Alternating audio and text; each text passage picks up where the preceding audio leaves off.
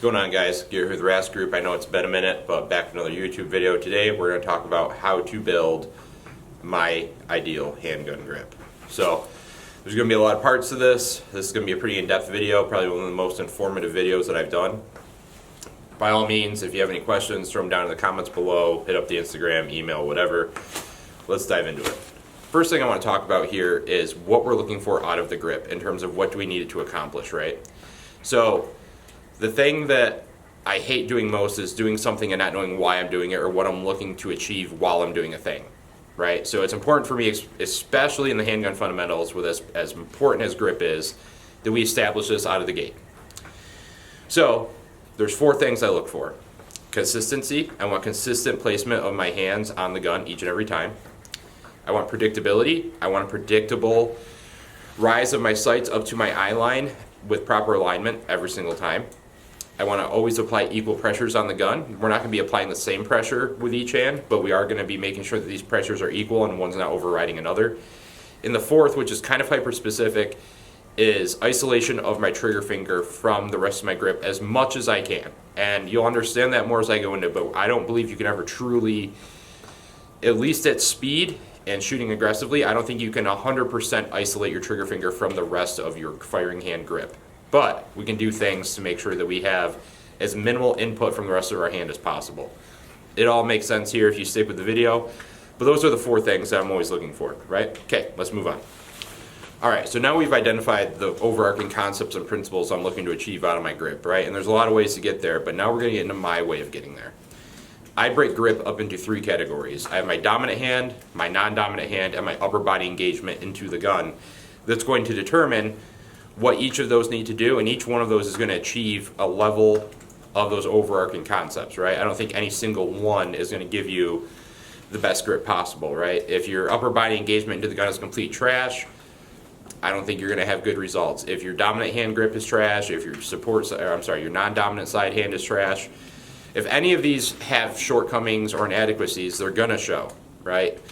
Grip is so important to hone and take the time to build properly. It's our one constant that we always have, no matter how fast we're shooting, how aggressive we're shooting. I believe that grip is always going to be the constant, whereas things like how we manipulate our trigger, how we use our sights are going to change based on the target difficulty that we're presented with. Does that make sense?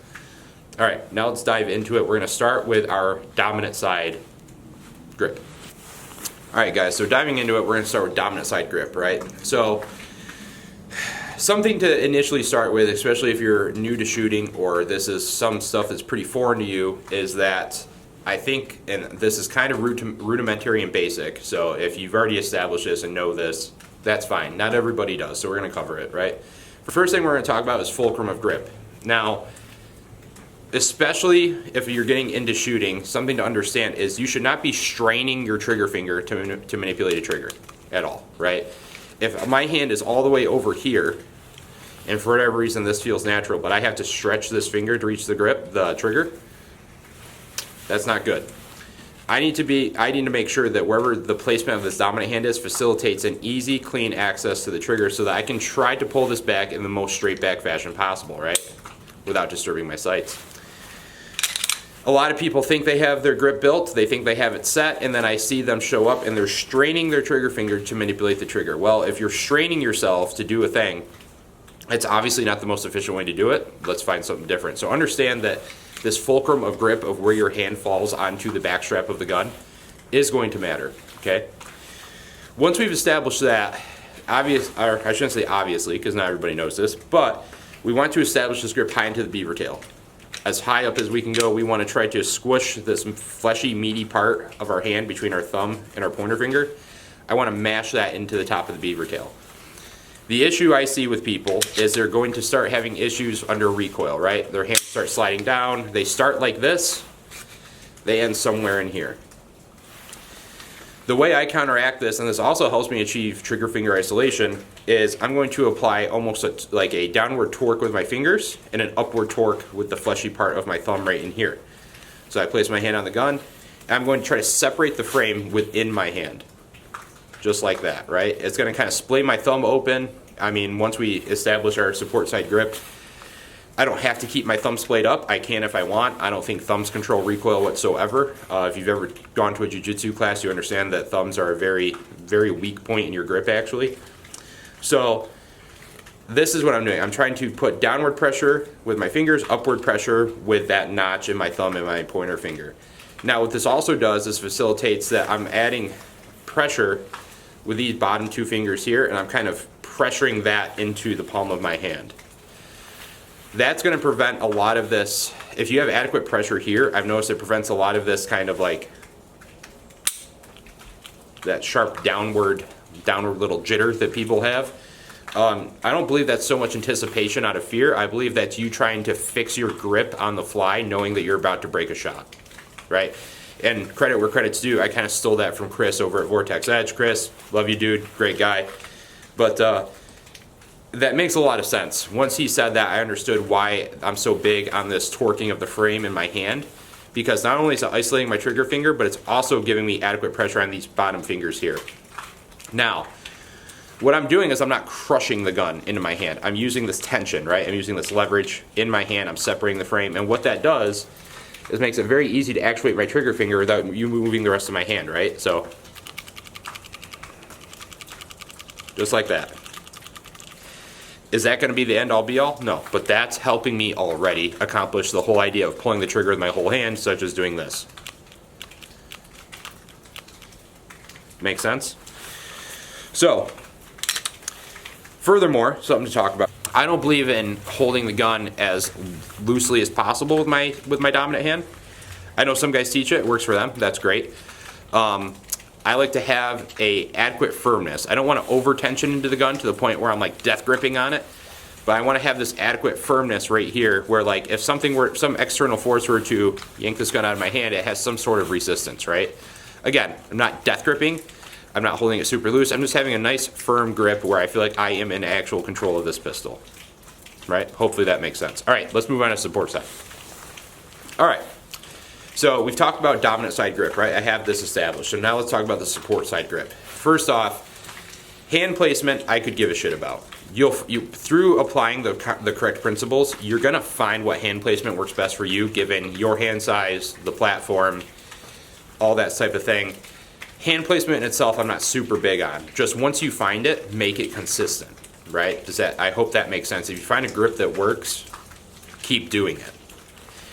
So first and foremost, kind of traditional, bare bones basics is I'm left with this gap in the side of my frame, right? Instinctually, I want to fill this gap right here. What I don't want to do is I don't want to fill this gap and have the illusion I filled the gap without filling it. Now, I don't know if you can see that, but I have this big gap back here that's not being filled.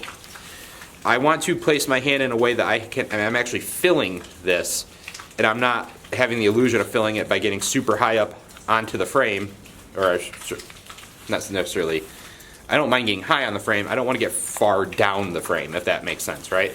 It creates an illusion that you have some sort of adequacy or control, but you really don't. So I want to actually fill this grip, right? I'm going to take my palms, fold it in, boom. That feels pretty good. However, just placing your hand there does nothing. What we want to do is if this hand is tension, this hand's going to be crushing pressure, right? And what that's doing for us is a few things. So as I said before, if you're shooting fast, I can isolate my trigger finger to an extent, right? But even that's not perfect. I can still feel a little bit of impulse shifting to the left side of the gun as I pull the trigger that fast, even isolating that trigger finger from the rest of my grip. So, first step is I'm going to kill these three fingers, right? They're holding the gun firm.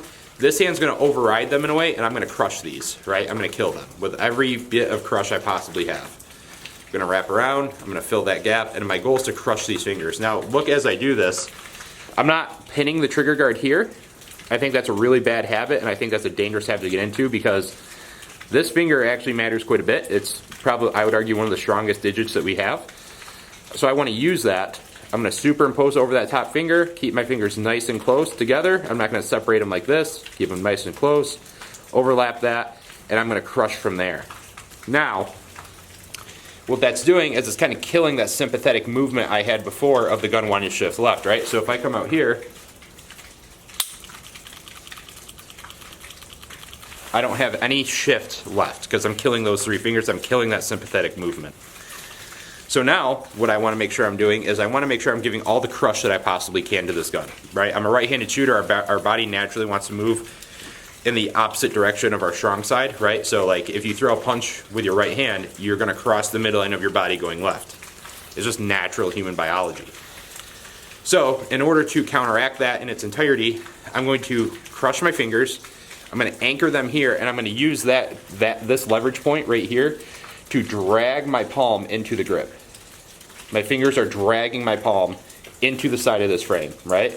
So I have my leverage point here. I have this. You can shoot like this. You can relax your thumb. And that is going to give you an adequate grip with both hands.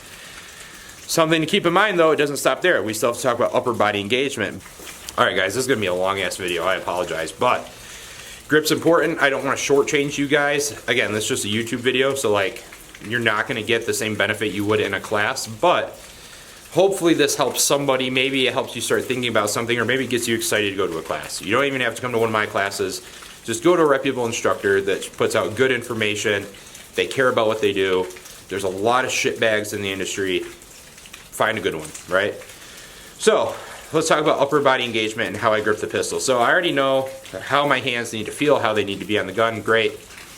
Here's something I don't want to do now. I don't want to ruin it by being lazy with my upper body or by not knowing how to engage with my upper body. So I could have the best hand placement, grip pressures, everything in the world, but as soon as I do something like this, lock out my elbows, very uncomfortable, it's all kind of for nothing, right? Think about it. We don't deadlift with our arms outstretched all the way away from us. We deadlift close to our body, right? Because it's natural. We have more control the closer something is to our body. So I'm here. I'm going to back it off a little bit, and as you can see, I have this kind of like natural kind of bend in my elbows, right? That's fine. That's totally acceptable.